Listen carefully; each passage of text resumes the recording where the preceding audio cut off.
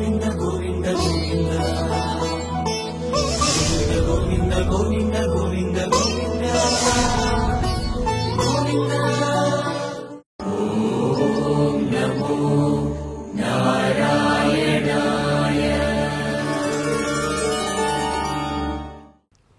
నమో వెంకటేశాయ.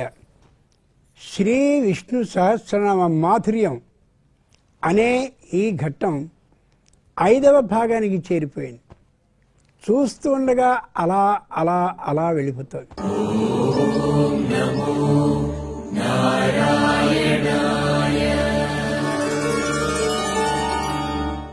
వినా వెంకటేశం ననాథో ననాథః సదా వెంకటేశం స్మరామి స్మరామి. హరే వెంకటేశ ప్రసీద ప్రసీద, ప్రియం వెంకటేశ ప్రయచ్ఛ ప్రయచ్ఛ. ఎంత గొప్ప శ్లోకమో చూడండి. మనకి 4 యుగాలు ఉన్నాయి: కృత, త్రేత, ద్వాపర, కలి. వినా వెంకటేశం ననాథో ననాథః. ఆ కృతజ్ఞలో ఉండేటటువంటి వాళ్ళందరూ కూడా నాథృ నాథే, ఇక నాకు రక్షకుడు లేడు లేడు లేడు లేడు, నువ్వు మాత్రమే, అంతే. ఏది అడిగేవారు కాదు, ఏ కోరిక అడిగేవారు కాదు, ఇది కావాలి ఏది ఉండేది కాదు.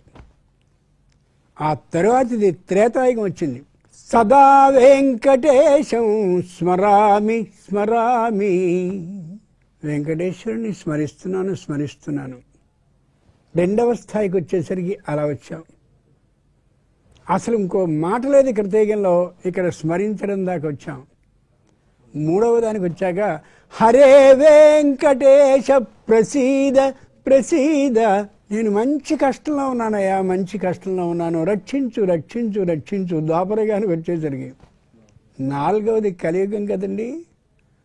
ఇక దీంట్లోకి వచ్చిన తర్వాత ప్రియం వెంకటేశ ప్రయచ్ఛ ప్రయచ్ఛ. బాబు ఇది అది అది ఇది కలియుగంలో.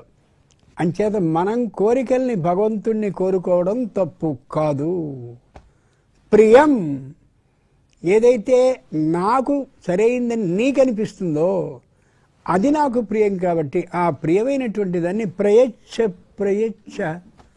5వ భాగానికి వచ్చాం. శ్రీ విష్ణు సహస్రనామ మాధుర్యం అనే ఈ ఘట్టంలో 1 నుండి 20 శ్లోకాల వరకు మనం నిర్దిష్టంగా చక్కగా తెలుసుకోగలిగాం. దాంట్లో అనేక విషయాల్ని అక్కడక్కడ చెప్పుకున్నాం.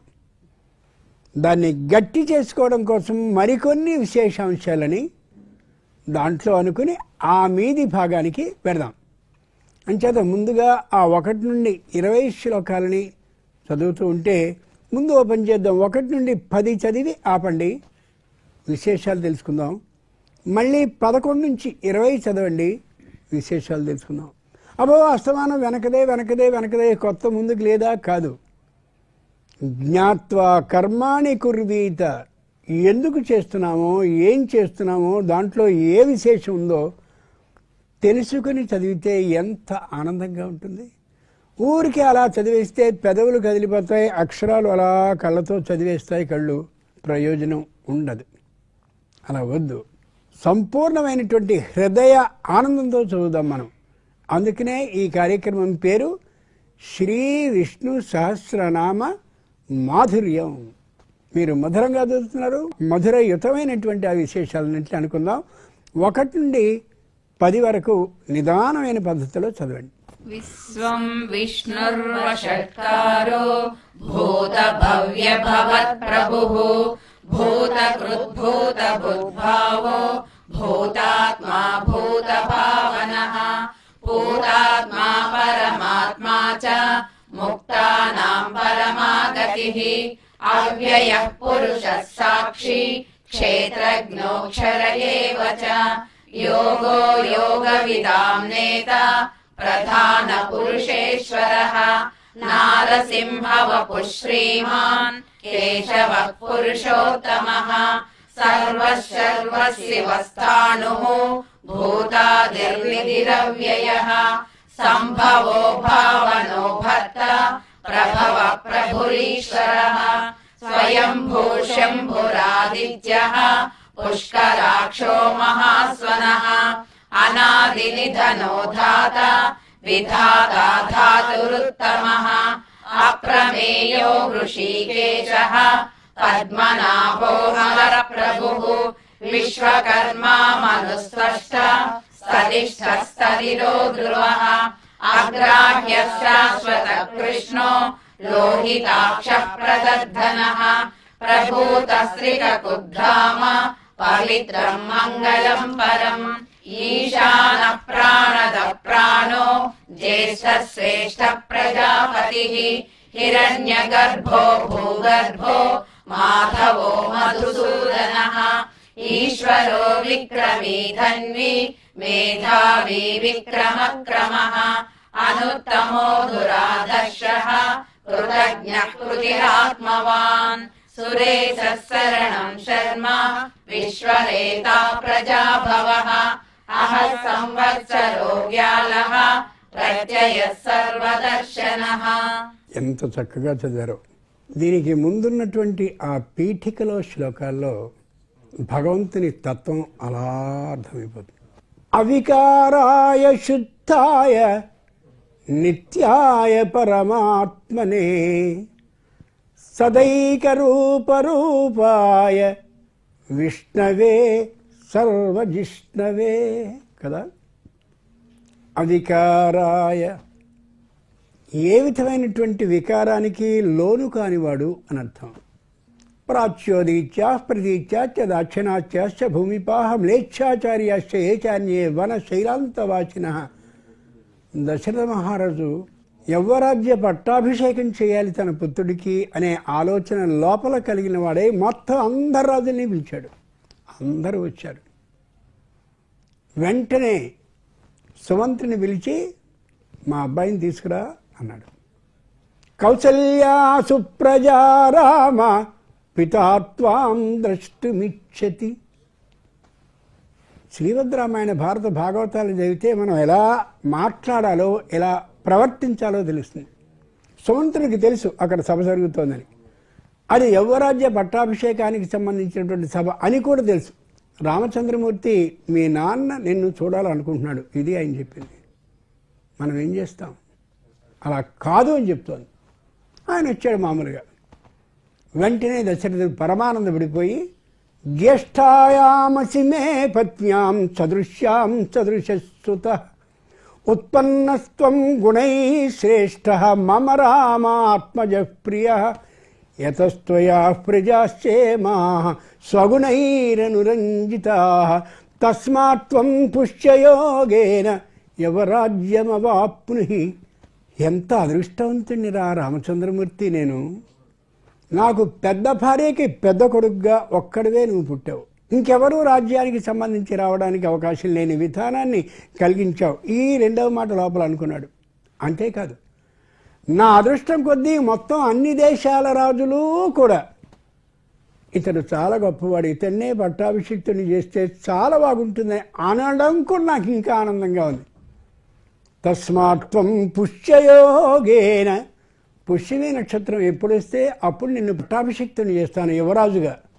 నిజంగా అంత గొప్ప మాట చెప్పినప్పుడు అయోధ్య నగరానికి యువరాజ్య పట్టాభిషేకాన్ని చేయబోయేటప్పుడు రాముడు ఎంత ఆనందపడిపోవాలి. అలాగే ఉన్నాడు. అవికారాయ, ఏమాత్రము అటు ఇటు కదిలింది లేదు. మళ్ళీ వశిష్ఠుని అడిగాడు, ఎప్పుడయ్యా పుష్యమి నక్షత్రం? శ్వయేవ పుష్యో భవిత, రేపేనయ్యా. మళ్ళీ వెళ్ళమన్నాడు. మళ్ళీ సుమంత్రుడు వెళ్ళాడు. కౌసల్యా సుప్రజా రామ, మీ నాన్న పిలుస్తున్నాడు. పితాత్వాం ద్రష్టుమిచ్చతి, అక్కడికి రమ్మని మీ నాన్న చూస్తానని పిలుస్తున్నాడు. అప్పుడు కూడా చెప్పలా. అది రహస్యాన్ని దాచడం అంటే అది కావాలి. వచ్చాడు.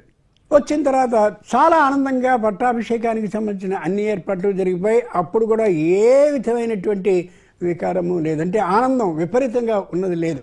ఆ తర్వాత మళ్ళీ అక్కడికి వచ్చిన తర్వాత అప్పుడు వెంటనే దశరథ మహారాజు విపరీతమైనటువంటి దుఃఖాన్ని పొందుతూ నేల మీద జుట్టంతా చెదిరిపడి ఉన్నాడు.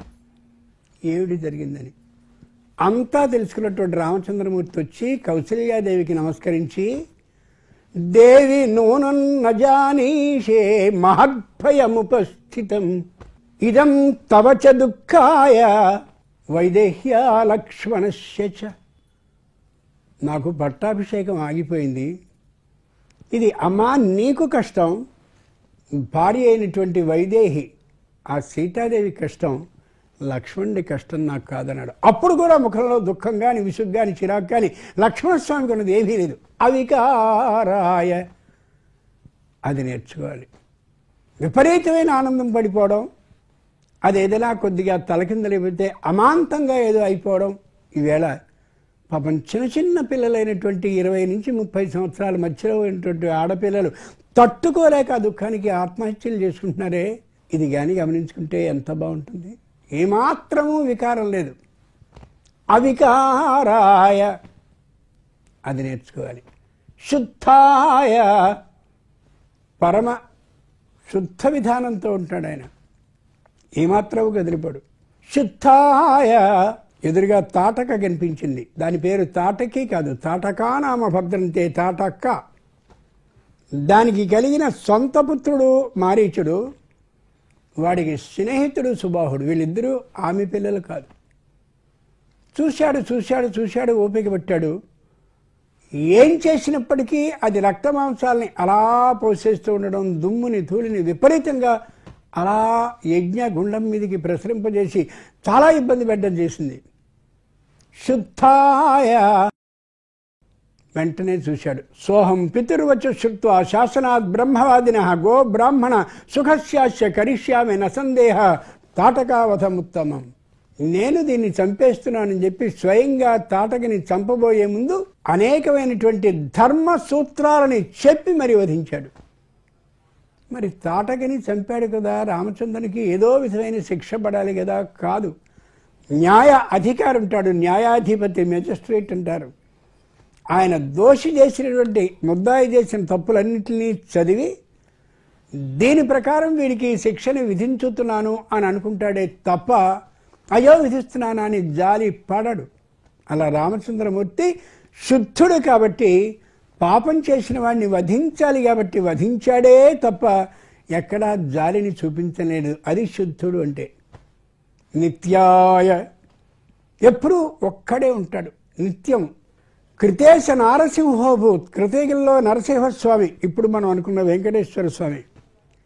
త్రేతాయాం రఘునందన, త్రేతాయుగంలో రఘునందనుడైనటువంటి శ్రీ మహావిష్ణు స్వరూపుడుగా రాముడు పుట్టాడు. ద్వాపరే వాసుదేవశ్చ, ద్వాపరయుగంలో కృష్ణునిగా పుట్టాడు. కలవు వెంకటనాయక, ఆయనే ఇలా ఇలా ఇలా ఇలా ఆ రూపాలతో ఇలా ఈవేళ ఇక్కడ కనిపిస్తున్నాడు మనకి. అది నిత్యాయ అంటే ఎప్పుడు ఆయనే ఉంటాడు తప్ప ఇంకో సంవత్సరం వీరు, ఈ సంవత్సరం ఈ మంత్రి, ఈ సంవత్సరం ఆ మంత్రి, అలా ఉండదు. అంతా ఒక్కరే ఆయనే.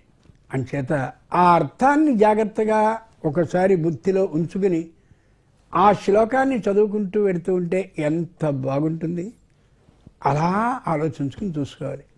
ఇప్పుడు మీరు చదివినటువంటి 10 శ్లోకాలు ఏవైతే ఉన్నాయో వాటిలో కూడా అనేకమైన విశేషాలు ఉన్నాయి.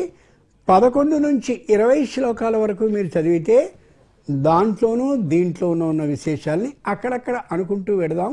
ఎందుకు అంటే ఆ చదువుకున్న భాగంలో ఇంతింత గొప్ప రహస్యాలన్నీ దాగి ఉన్నాయా అని అది చదువుకుంటున్నప్పుడల్లా అవి మనకి స్ఫురణకి రావాలి.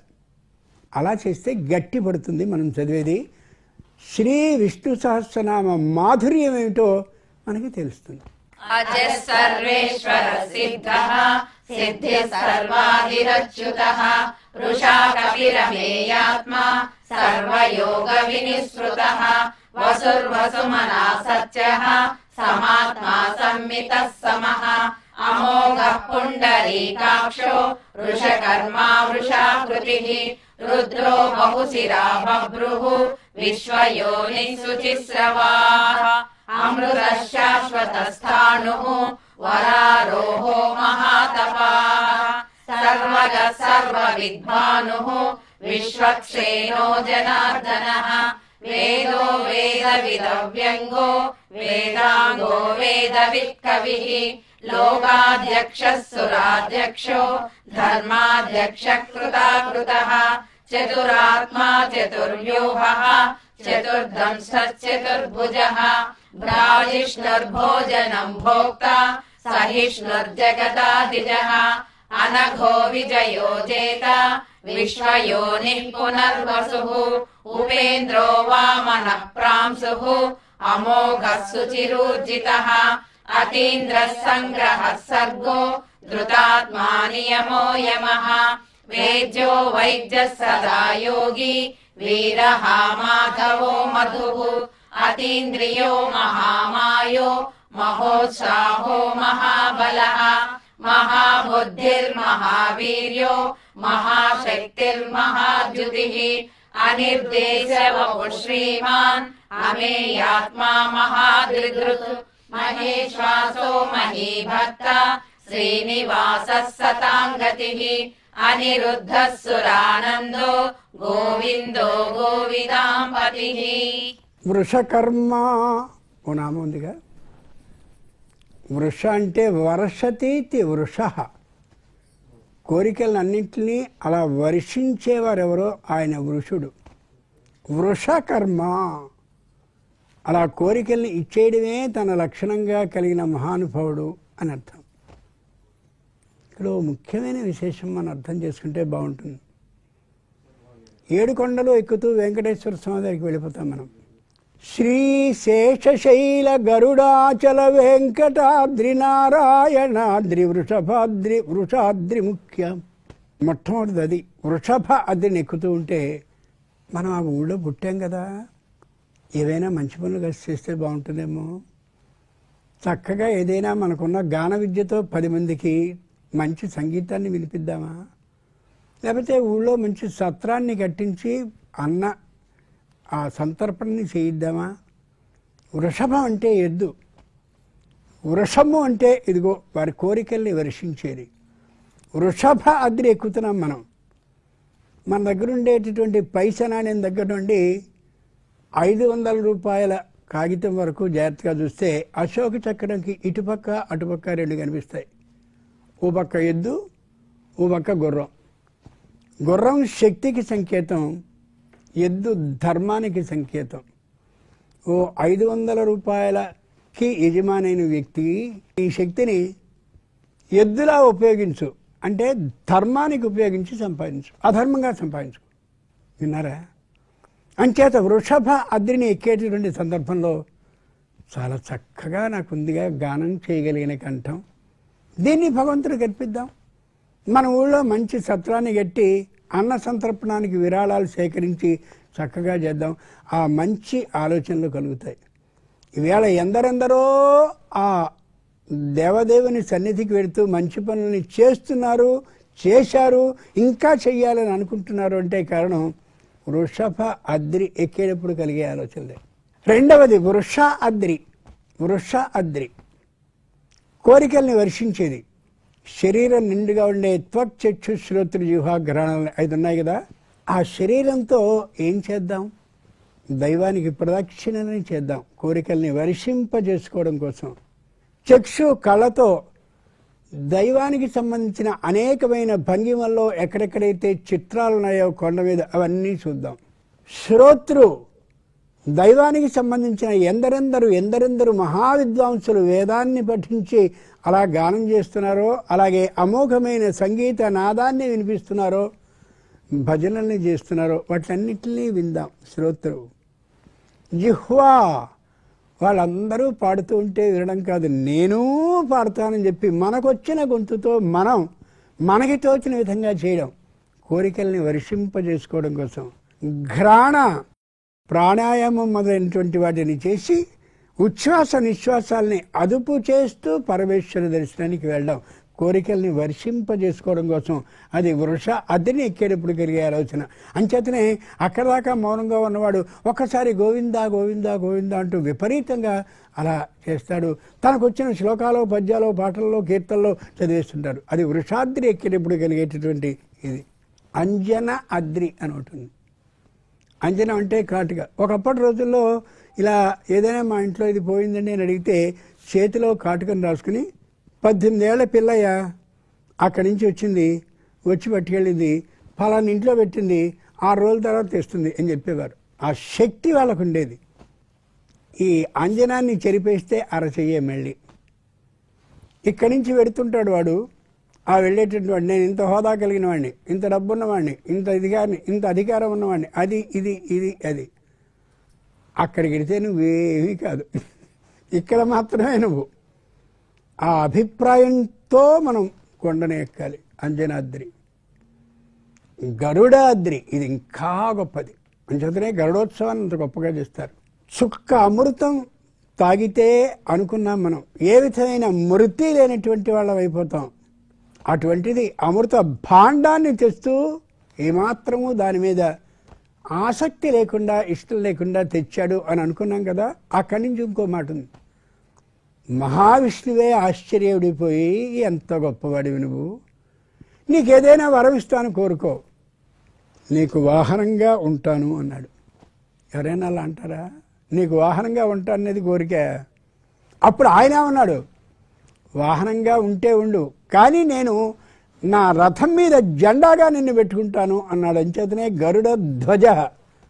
నేను తలంచి ఉంటానంటే కాదు, రథం పైన ఉండు. అంత గొప్పవాడైనటువంటి గరుడు మనం కొండకి ఎక్కబోతున్నటువంటి చోట ఇలా నమస్కారాన్ని చేస్తూ ఏ విధమైన అహంకారము లేకుండా కనిపిస్తాడు. అంటే మనం నేర్చుకోవాల్సింది ఎంత, చిన్న 10 రూపాయలు ఉంటే అంత ఎత్తు ఎగిరిపోతామే. మహావిష్ణువు అంతటి వాడు వరాన్ని కోరుకో అనడమే కాకుండా మహావిష్ణువుకే ఆ రథం మీద పై స్థాయిలో ఉన్నటువంటి గరుడు, వచ్చావా కొండకి, దైవాన్ని దర్శించుకో అని నిరహంకారిగా ఉండి నమస్కరిస్తూ కనిపిస్తాడు. ఎందుకంటే కావాల్సిందేమిటి? గరుడాద్రి. ఆ తర్వాత వచ్చేటటువంటి నారాయణాద్రి. ఎంత ఆశ్చర్యం! నారాయణాద్రి. నువ్వు నేను నారాయణ స్వరూపులం, నేనే నారాయణ, నీకు నాకు ఏ విధమైనటువంటి భేదము లేదు అనే స్థాయికి వెళ్ళినప్పుడు వచ్చేది నారాయణాద్రి. ఆ నామాలని పెట్టుకోవడం, ఆయనలా అందరినీ సరైనటువంటి అనుకంపా దృష్టితో చూస్తూ ఉండడం, తనకొచ్చిన ప్రసాదాన్ని 10 మందికి పంచాలనే ఆలోచనకి రావడం, ఇవన్నీ. ఇక్కడ మనం మామూలుగా వెంకటాద్రి సమం స్థానం బ్రహ్మాండే నాస్తి కించన. ఇన్ని పర్వతాలుంటే వెంకటాద్రి గొప్పదా? ఎందుకని? చాలా గొప్ప మాట. ఇన్ని పర్వతాలు కాదా? ఇదేరా? అక్కడ విశేషం ఉంది. పురంధరుడు అనేటటువంటి వాడు ఉండేవాడు, బ్రాహ్మణుడు, బ్రహ్మాండమైన వేద పండితుడు. తన విద్య తనతో ఆగిపోకూడదని ఆలోచించి తన పుత్రుడైనటువంటి మాధవుడు అనేవాడికి అమోఘంగా అదే వేద విద్యని కడుపులో నుండి ఇస్తారంటారే, అట్లా మొత్తం విద్యని వాళ్ళలో ప్రవేశపెట్టాడు. చాలా గొప్ప పేరు సంపాదించాడు పుత్రుడు. భార్య భర్తలు అన్యోన్యంగా ఉండాలనే ఆలోచనతో చంద్రలేఖ అనేటటువంటి అమ్మాయిని సంప్రదాయబద్ధమైన కుటుంబం నుంచి తెచ్చి వివాహం చేశాడు. చాలా అన్యోన్యంగా ఉండేవారు. కొండ మీద విహరించడం, కొండ కింద విహరించడం, ఇలా చేస్తూ ఉంటే అతని పూర్వ పాప కర్మ అనుగుణంగా మాలిని అనేటటువంటి ఒక ఆమె కిందికి దొరికింది. ఆమె వల్ల పడ్డాడు. భార్యని మెల్లగా దూరం చేశాడు. భయంకరమైనటువంటి స్థాయిలోకి వెళ్ళిపోయి మద్య మాంస ఆసక్తుడై మొత్తం నాశనం అయిపోయాడు. మొత్తం భార్య వెళ్ళిపోయింది. తల్లిదండ్రులు వెలివేశారు. అత్తమామలు ఇతన్ని చేత్కరించుకుని అసలు వాడు మా ముఖాన్ని చూడడానికి వీల్లేదన్నారు. అయిపోయింది. కొంతకాలం అయిన తర్వాత అగ్ని చట ధ్వనులతో విపరీతంగా వచ్చి తన్ని దహించి వేసింది. దహించి వేశాక అప్పుడు ప్రాయశ్చిత్తాన్ని పొందాడు. ఎంత తప్పు చేశాను నేను, ఇప్పుడు నేను భార్యని చూడలేను, అత్తమామల ఇంటికి పోలేను, తల్లిదండ్రుల్ని దర్శించలేను అని తాను తెలిసి చేసినటువంటి తప్పుకి విపరీతమైన పశ్చాత్తాపాన్ని పొందాడు. వెంకట అద్రి మీద జరిగింది ఇదంతా కూడా. కాబట్టి మనం కూడా తెలిసి కొన్ని తప్పులు చేస్తాం. మేము ఆ అమ్మాయిని కొరలుగా తెచ్చుకుందాం అనుకుంటున్నాం, మా అమ్మాయినా అని ఏదో చెప్తాడు వీడు. నిజమో కాదో వీడికి తెలియదు, చెప్పేశాడు, సంబంధం చెడిపోయింది. అదిగో అవి తెలిసి చేసిన పాపాలు. కొన్ని తెలియక కొన్ని పాపాలు చేస్తాం. ఈ తెలిసి తెలియక చేసినటువంటి పాపాలు ఏవైతే ఉన్నాయో ఆ తెలిసి చేసినటువంటి వాటికి ప్రాయశ్చిత్తం, తెలియక చేసినటువంటి ఆ పాపాలకి పరమేశ్వర ఆరాధన చేస్తే తొలగిపోతుంది. అలా తొలగించిన పురంధరుడు అనేటటువంటి ఆయన పుత్రుడైన మాధవుడి విషయంలో జరిగిన పొరపాటు ఏదైతే ఉందో, ఆ మాధవుడు గ్రహించిన విధానం ఏదుందో ఆ పాపాలు తొలగింపబడ్డటువంటి ప్రదేశం ఇది. కాబట్టి వెంకటాద్రి అంచేత అంత గొప్పదైంది ఇది. వెంకటాద్రికి తల అనుకోవాలి. చిట్ట చివరి మాట శేషాద్రి అనేది, శేషం అనే మాటకి సంబంధం అని అర్థం. వెంకటేశ్వర స్వామి నీకు నాకు ఏదో సంబంధం ఉంది. నువ్వు భగవంతుడివి, నేను భగవంతుని సేవించే భాగవతుణ్ణి. అలా ఉంది కాబట్టే ఇదే ఊళ్ళో ఉంటున్నా 30 ఏళ్ళ నుంచి ఎప్పుడో సంవత్సరానికి ఒకసారి మాత్రమే దర్శనానికి వస్తున్నా. ఇప్పుడు రోజు రప్పిస్తున్నావే, ఇది శేషాద్రి, నీకు నాకు సంబంధాన్ని కుదిర్చావయ్యా అని. పరమేశ్వరుని ఆయన ఆజ్ఞ లేకపోతే దర్శనాన్ని ఎప్పుడూ చేయలేం, పక్కన్నవాడు కూడా చేయలేడు. అది శేషాద్రి అంటే శేష సంబంధం. ఇలా అనుకుంటూ పర్వతాలని కానీ మనం అధిరోహించినట్లయితే ఎంత బాగుంటుంది. ఇందాక వృషకర్మ అనే దాంట్లో వర్షించేది కోరికల్ని అనేదాన్ని అలా పర్వతాలకి అన్వయించుకుని చూసుకోవాలని పెద్దలు చెప్పినటువంటి మాట వెంకట అచల మహాత్మ్యము ద్వారా వివరింపబడ్డటువంటి విశేషాలు ఇవన్నీ కూడా. మనం ఎంత దూరం అలా వెళ్ళిపోతూ ఉంటే అలా వెళ్ళిపోయేలా చేస్తుంది విష్ణు సహస్రనామం. అంచేది విష్ణు సహస్రనామ మాధుర్యాన్ని అనుక్షణం అలా క్రోలుతూ ఉండాలి. చెరుగడ్ని ఎంత అలా నొక్కుతూ ఉంటే అంత రసము వచ్చినట్టుగా, మధురతతో కూడినటువంటి ద్రవం వచ్చినట్టుగా అవుతుంది. చాలా చక్కగా చదివారు. చూశారు కదండి 5వ భాగాన్ని. చదివిందే చదువుతున్నారు, చదివిందే చదివిస్తున్నారు, చదివిన దాంట్లోనే విశేషాలు చెప్తున్నారు. ఇంకా మిగిలినవి ఎప్పుడవుతాయి? అసలు 108 శ్లోకాలు అవుతాయా అని అనుకోవద్దు. దేంట్లో ఎంత రహస్యం దాగుందో అది తెలుసుకుంటూ వెడుతున్నాను తప్ప ఊరికే పారాయణం మాత్రం చేసేయడం లేదు. దయచేసి ప్రేక్షకులు గమనించవలసిందిగా కోరుతున్నాను. ఎంత ఎంత చదివితే అంతంత లోతుగాను భూమి అలా వెళ్ళిపోతుంది. ఇసుక నేల వస్తుంది, రాతి నేల వస్తుంది, ఇంకా ఎర్ర నేల వస్తుంది, నీరు వస్తుంది, ఇంకా రుచికరమైన నీరు వస్తుంది. అలా లోతుకి వెళ్ళినప్పుడల్లా విశేషాలు వచ్చినట్లుగా అనేకమైన విశేషాల పుట్ట శ్రీ విష్ణు సహస్రనామం. ఆ మాధుర్యాన్ని మళ్ళీ 6వ భాగంలో కోలుదాం. ఓం నమో వెంకటేశాయ. ఓం నమో నారాయణ.